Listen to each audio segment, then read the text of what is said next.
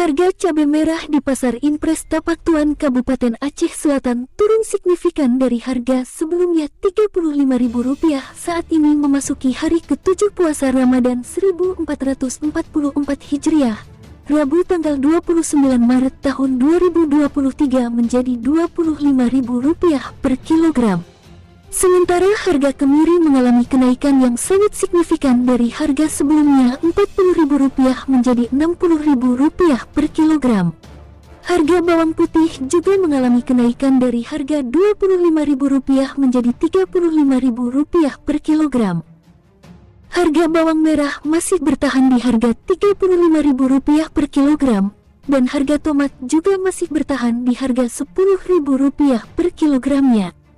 Sedangkan harga jeruk nipis mengalami kenaikan signifikan dari Rp12.000 menjadi Rp25.000 per kilogramnya.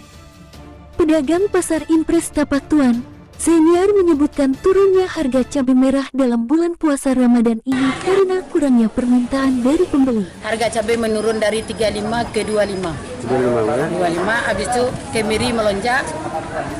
Dari berapa? Biasanya kita beli dari 40 sekarang udah 55 Per kilo? Encernya 60. 60 ya? Kalau yang pecah dari 45 udah 40. Untuk bawang merah sendiri, Pak? Bawang merah alhamdulillah stabil lah 35. 35 ya? Untuk bawang putih, Bu? Bawang putih melonjak Dari? dari 25 ke 35. Ke 35 ya? Selain itu yang turun barang-barang seperti tomat bagaimana, Bu? Selain itu tomat ya kalau saya 10.000 lah. Nah kan yang kurang dari itu kan ada yang misalnya agak-agak kecering dia, Oh ya, 8.000. 8.000 ya? Jeruk nipis, Bu? Asam tuh jeruk nipis tuh di mana-mana pelosok dia kurang buah.